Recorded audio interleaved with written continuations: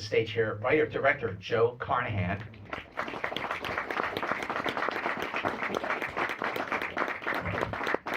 Please welcome actors Marshall Cook, Terrence Terrell, and Quentin Plair.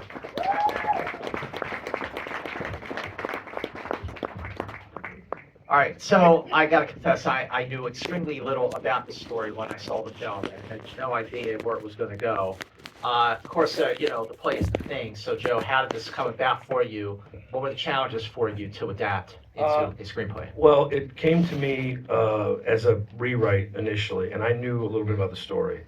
And I think what fascinated me is listen, it's like, you know, they say, you know, history's written by the winners. And I think in a lot of ways, because Nick told that story, it became, for me, it was not a movie about a guy who lived. It was about three guys that didn't, you know. And so I think that with these three guys, it was like, that to me was the most interesting part of developing this. It's like, okay, who are these men?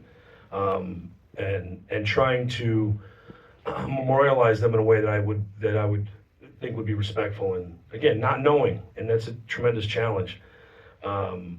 Because I think there was a lot of contention between what Nick had written and what the families had you know, kind of pushed back against and so on. So I just wanted to be as respectful as possible, and I think cast accordingly, and I got three guys that understood that. Sure. Marshall, what about you? Your first take on the story, the script, and the themes that really struck you when you started thinking about your approach to the film as an actor?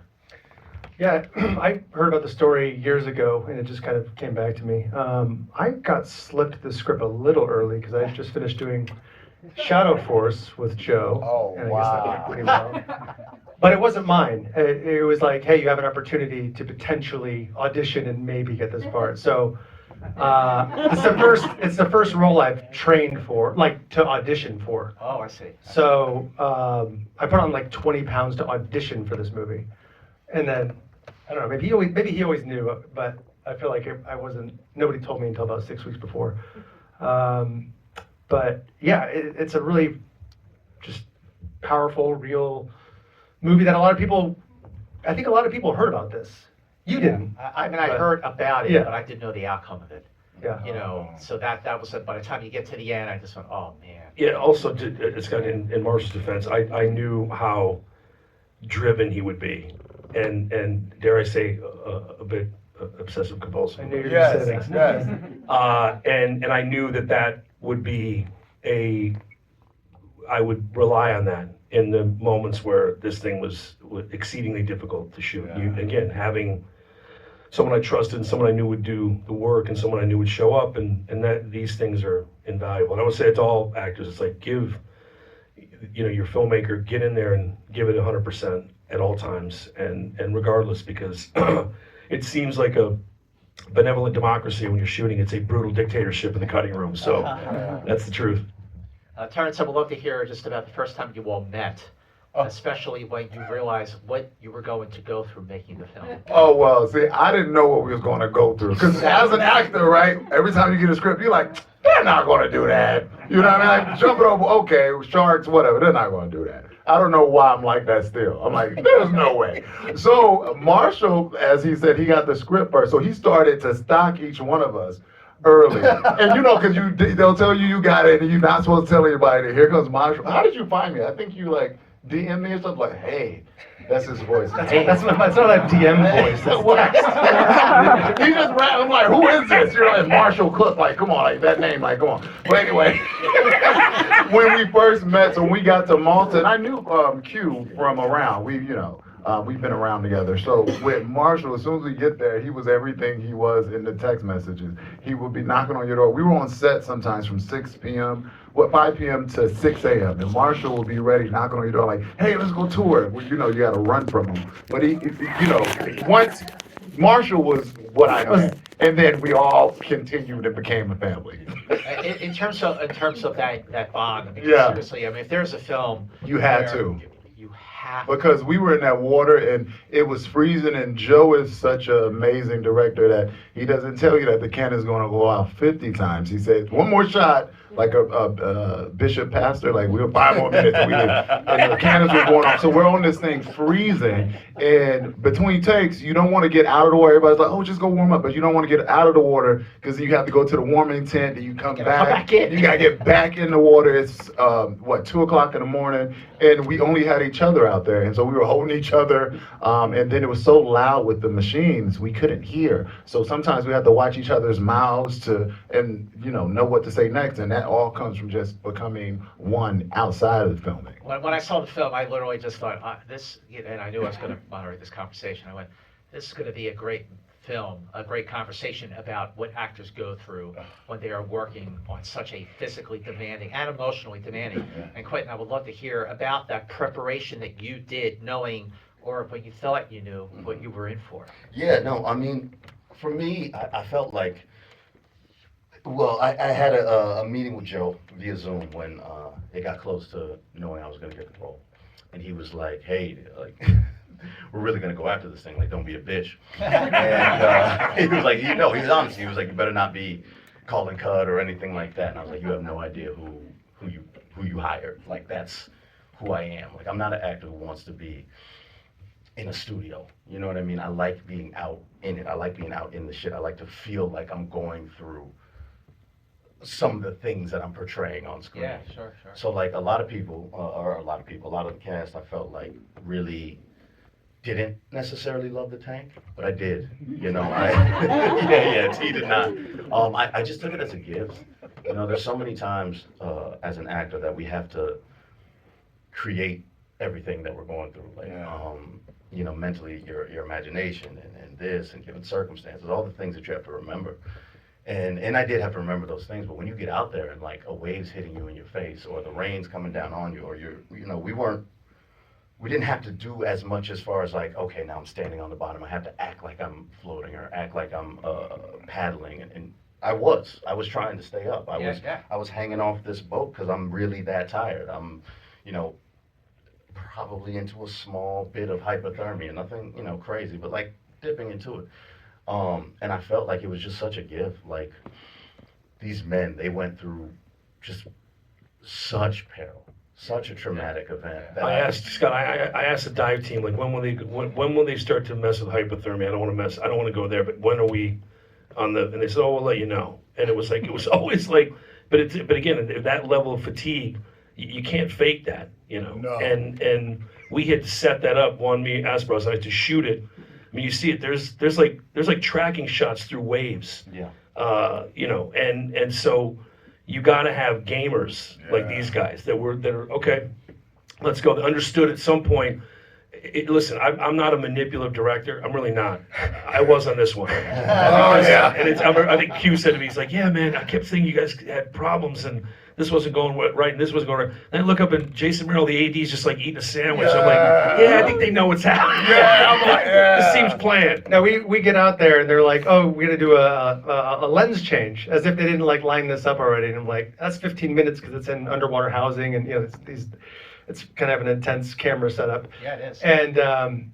And so they waited till we got out into the water to wait for this process. So we're just sitting there getting colder and colder. And it's like, these are pros. Like they knew what lens they wanted. They just are messing with us. When the storm hits and all hell breaks loose, I mean the physical demands must have been like through the roof. But when I would say things kind of calm down in the sense that the storm's over, but you're stuck in the water. You are still, like you're talking about, like trying to stand, but like still look like you're floating, and it's still a physically demanding role. The reason I bring this up is because, as actors, you got to remember your lines. Yeah. So while you're trying to do all these other things in terms of like give your performance, look like you're physically and emotionally exhausted, stay afloat, Oh, you've got lines to remember. But then you got to remember the boat itself was so sharp. We were like shins and stuff was getting scraped up. So the boat was a character in the film itself, and then the water was a thing, and then the cameras and the cranes. It was a whole world. Yeah. Outside of the other world with 100-something people, watching you, and then you're in here, you're almost drowning, and you come up and everybody's clapping, and you thought you're about to die, but you're clapping, and they're saying, "Oh my God, it looks so real." I'm screaming, "It was real!" I almost died. And I found this on The Gray. When the elements come to bear on someone, you turn actors into reactors. Yes. They don't care about the lines anymore. Yes. The primordial jelly in the middle of their brain is going, we're gonna die. Yeah. So we have to do this and so you just get the urgency of that in those moments. It's very real, and it almost just bypasses all the bullshit, for And I lack of a think better something word. that was really cool with this one is because we were in the water, because there's so much to switch and do everything, we had to do so much of the script straight through.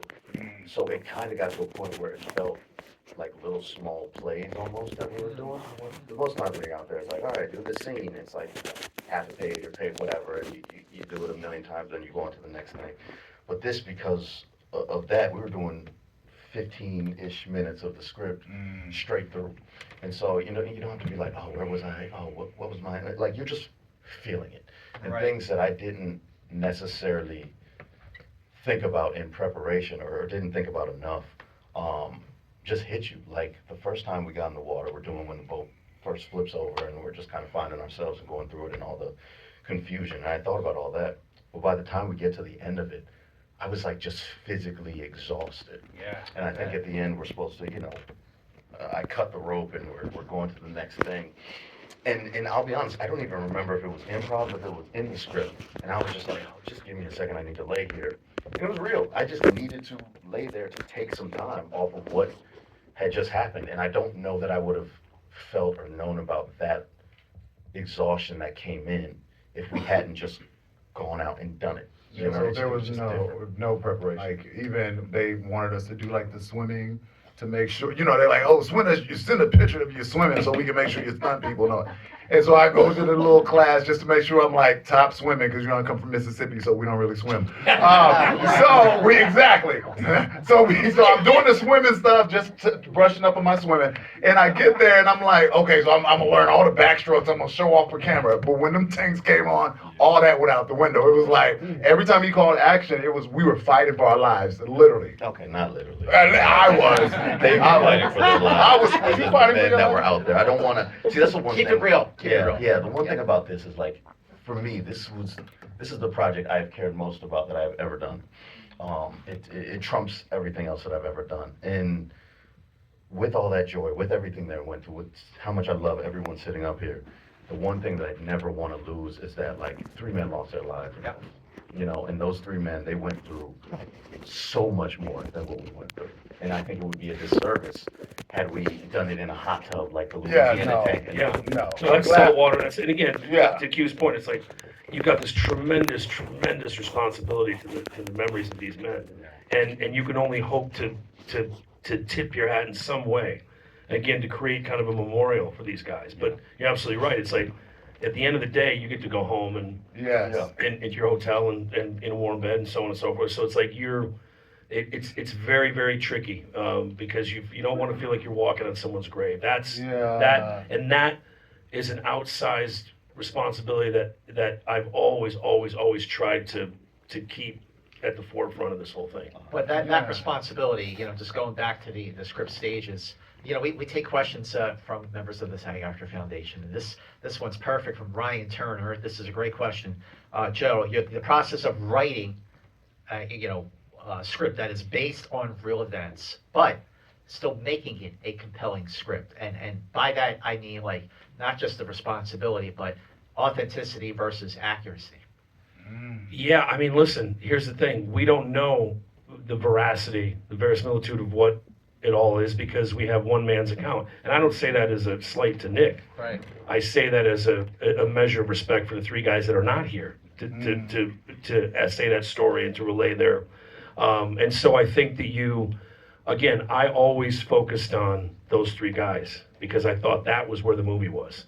And maybe that I think to this day, the producers, I have differing opinions on what the movie's actually about, you know. But to me, it was always about those guys. That's why the film ends with just the 3 images of those men. So I don't know that you can strive for a level of accuracy, but you're basing that representation on an account, one man's account. And I don't know how. I was never comfortable with that. I listen. The cynic in me. Again, not to doubt what this guy went through. There's no question he went through hell on earth. But you don't have the other story. You simply lack the testimonials that you would need to be pinpoint in that. So I think the measure for me was, how do we honor these men? How do we? And I avoided a lot of the stuff in the book that I thought was, to me, over the top. Or it's like, I just didn't want to do that. Right. I didn't want to do a disservice to their memories. So I'm just curious, in terms of like all the, obviously did a lot of physical preparation, but what about the just being informed? Did you sort of try to talk to some friends, family members, or do you feel like that's? Yeah, I reached out to Will's mom on Facebook. Just wrote a nice, respectful message, like, no pressure and totally understand. We never corresponded because I could totally understand why she wouldn't want to reopen that or be involved. So I didn't have any source material. He had a very limited digital footprint just because of when it was. And so you just have to take liberties. You don't have any other choice. So you just try to be respectful with that. And, I have the memoir, I have the script, and then I just have, me. And that's the character, you put all those together. And, I think Will was we probably would have been great friends. At that, we're probably very similar at that time of my life. I could see myself getting in a situation like that. So, I feel comfortable with what we did, and I'm hoping people respond to it, but you just don't know, and you just use what you have. I think people are responding to it, for sure. Yeah. What about you? I mean, did you sort of take the same approach? Well, I didn't have anybody reach out to, but but what Marshall said about not having a digital footprint, there was not a lot out there.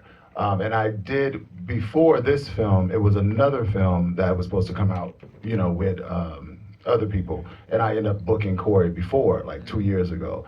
And the script was really different.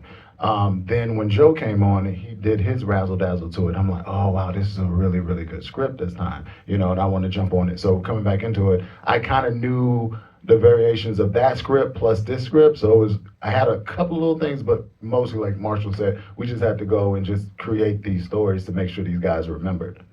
How about for you? Yeah, I mean, pretty similar. I think the time was 2009 when it happened, so their lives weren't online as much. I was able to find some people from his high school made him a kind of like congratulatory video when he signed with Washington, where he played college football at. And so I was able to hear what people who knew him in high school, played with him in high school, said about him. I played college football myself. I know a ton of people that kind of live that life of players who are on the cusp of making teams and have to jump around the NFL. So I know what that life looks like. I know what it does to your family. I know that kind of mindset of like having to put everything into making this team to provide for your family in this just extremely violent sport, just have to put everything on the line. So I understood what that was. And then I got really blessed. There was a woman on set who was part of the crew who had grown up in the same town that he did. It was this town in Arizona, and they were, it's a town where there was primarily white people, and both of them were black, and just kind of what that mindset was at that time. Being black in that area is kind of really similar to how I grew up, and I was just able to take from that how I thought he would be. And I think that's kind of the approach I took, and like Marshall said, putting yourself into it, and I think that's primarily it. How many takes would you typically do when the rough, really got going here? I mean, I don't know if you call it takes, Scott. It's more like back to one. No, I didn't. Once we started rolling, we continued to, because again, we're doing dolly shots through waves. Like we're doing long. There's that when they get on the boat that one time, and it's just this long when Terrence is yelling, okay, this is gut check time. It's like a 3-minute So once you're in those, I think we shot this in what, 28 days? 29 days? Yeah, it was fast. Yeah, so you don't have the luxury of, and again, we had no money, we had no, it was really I'm not gonna get into that, because it'll send me down a very dark. But it was, again, you have to make these films a lot of times with dubious people and dubious financial situations and so on. But once we were there and we had built out the plan, it was like, okay, here we are, we gotta go, guys, and they understood that. And again, I think you've got people you can rely on that understand, okay, guys, once these machines go on, once those pumps start moving, once those tip tanks start going, once those cannons start going, we're in it. And so it was more, it wasn't egregious, it was what we needed to achieve, the drama we needed. Do you think that, look, 20 days, that's pretty impressive, extremely impressive that you were able to shoot this. It feels like a big studio movie, is how proficient it is. But at the same time, I mean, don't you think like doing it in 20 days from an actor's point of view, especially the immersion, the physical and emotional immersion, don't you think that's brought out the best in your performances? Oh, yes. How so? You go. Well, You talk. It's kind of like what Joe set up. It was always kind of like a controlled chaos, Yeah. and we knew how it would play if we were on land, and which was actually pretty interesting because we shot all the water stuff first, and we really bonded, and then we went back to the beginning, so we're all buddies at that thing, and it's so interesting to act when you can just stand there and not be off balance and wet and freezing and dying. And it's just like, oh, we're just talking to each other. This is what traditional acting is. It was a fun experience. But yeah, again, as Quinn was saying, the tank was such a gift, and there's so much that we don't need to create. And these long takes, I mean, it's that chaos that is just kind of real. So it was a hell of a time for post, editing all that and doing all the sound design and doing all the ADR. We did ADR pretty much all of the stuff we did in the water. That's your cue, Joe. What was that post process like for you? Oh God! I mean, listen. I did it in Australia, and I had this really great mix team that understood. Because it's like, I realized you're shooting in the water. It's like, if you're looking down at the water, it's bullshit. If you're looking up at the water, it's bullshit. If you're in the middle, it's terrifying. Because you become aware of what's beneath this thing trying to drag you down. Yeah. And they got I said the most important thing is you feel the weight of the water around them. Because I wanted you guys to listen. It's tough sledding, that movie. It's like, I watched it recently. I was like, this is excruciating. Like, it's like, but in a way that I thought, okay, that's what the movie needs to be. But we did not have great on the ground. We had this crew come in from Australia that kind of bailed out the crew, the sound guys that we had, who I think were like from Latvia, but it just was they didn't realize that we were in the water. It was like a whole, going back to my, it's like you wind up with this kind of hodgepodge of people because you're making it for next to nothing. So it was a lot of post, a lot of ADR and so on, and I think it works really well. It was necessary. And then the times I wanted, like when when he's kind of succumbing to hypothermia, there's stuff I wanted that you could feel him in the moment with everybody else, and then this kind of internalized thing where he's almost talking to himself. Right. That became and we built a rig that would kind of it would create condensation, fog. It was a real-time effect. All that stuff was real. And when you knew, if we see that, it's the beginning of the hypothermic kind of, because I wanted you to feel like cold and miserable and, again, as much as it can be experiential as possible. But I got very lucky. I had a very, very good post team that understood how to put this thing together. So I would love to hear, from all the work that you've done with other filmmakers, what makes Joe, I mean, I know you're sitting right here, what makes him just a great... I'm right here, guys. Yeah, he's right there, guys. What makes Joe a great actor's director? Joe was just the tank. Yeah, I appreciate the tank now, because if it was in warm water, I don't think we would have done as much as we did. But Joe, to the point where you have directors that you basically don't connect with, you just do your job, whatever. But Joe, it got to a point where he knew we were going through some things. He jumped in the tank with us. Oh. And so he was in there with us with the cameras, making sure that he saw, like, if I'm asking you to do it, because I can do it too. So if it just felt like a big brother just pushing you just that extra little step to keep pedaling. every And time. that goes into a lot of times, doing these kind of conversations, especially here with the foundation, actors talk and directors talk about trust. Yeah. But getting into the thick of it, that must have just like made, yeah, he's one of us. Yeah, You he's a you great got guy. us. He's a great Yeah. guy. And also, like, this movie is an intense movie. It was an intense experience to film it, and an intense experience, I think, to watch it. And like, Joe's just an intense guy, and so it was just it was the right connection, director to movie. I remember once again during that first scene, somebody was stepping over my lines, and I was getting really, really frustrated about it. And I was like, and I was already in that mode. Like, this is one of those things that I felt like I had to get back into the mode that I was in when I played. And so, like, I was really frustrated, and I came out of the tank, and I'm like, Joe, you need to talk to him, because if not, I'm gonna hit him. I'm gonna knock him out. And Joe just looked at him. He's like, use it. All right. And it just let me. It just kind of gave me the freedom to be like, oh, like this is not gonna be, once again, like one of those studio, nice looking, clean things. Like this is. By the way, to Q's point, that the whole thing about the playbook, that was Quentin. That was not written. That was him saying, that was a big thing. You got to keep the playbook. Yeah. If you're gonna, it's like, you do it, man. It's like, that was, listen, I'm an actor's director, man. I think, I always say to actors, like, listen, it's impossible for you to fuck up. It's impossible. I can screw up. And if I haven't gotten what I need to get out of you, that's my fault. It's not your fault. So when you give someone that latitude and they know they can't fail, they cannot fail. If I don't get it, I'm never gonna go, no, that's on me, man. That's on me. That's my responsibility. It's not your responsibility. So I think once we kind of established that and the guys knew that they couldn't fuck up, here we go. Yeah. Yeah, I'll pay Joe a compliment real quick too. He's great. He's a great. All right. No, Joe is like a film nerd. Like he knows every aspect. He could talk to you about movies until you like are begging for mercy. So that's not like that. It's entertaining.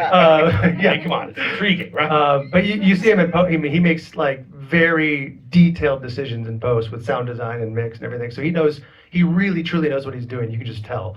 So you feel protected, but he also gives you a lot of room. Yeah. I mean, there was stuff where he would just say, just go. Like he's not precious about the lines if something doesn't feel natural.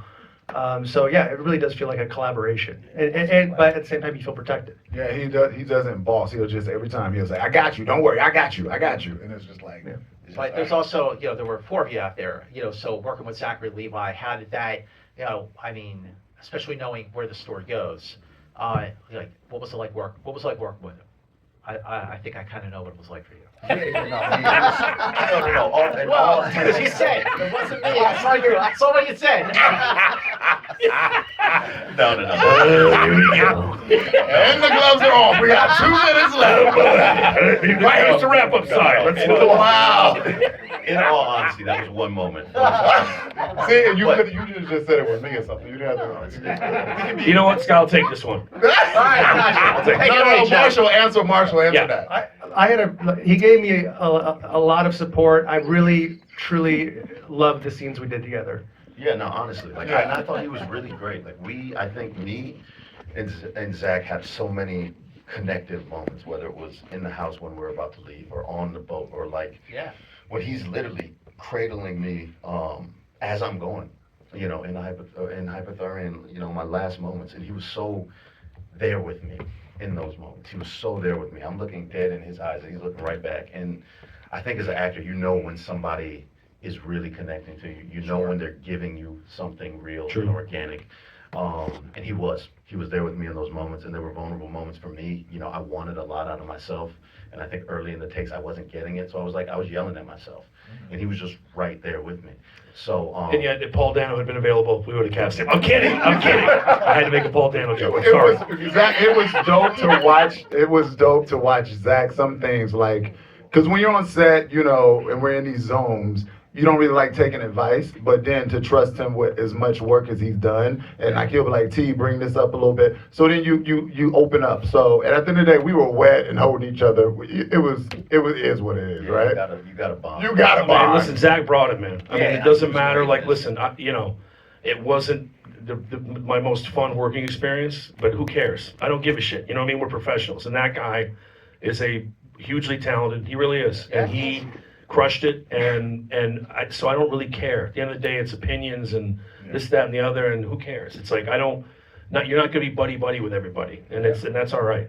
I had such a, it was very emotional, like I said, knowing so little about the outcome, surprise and shock and just, heartbreak, but it was still uplifting because, hey, somebody did survive. But what do you hope that people sort of take away? Because there is a lot going on in the film in terms of bravery, resilience, and, definitely faith.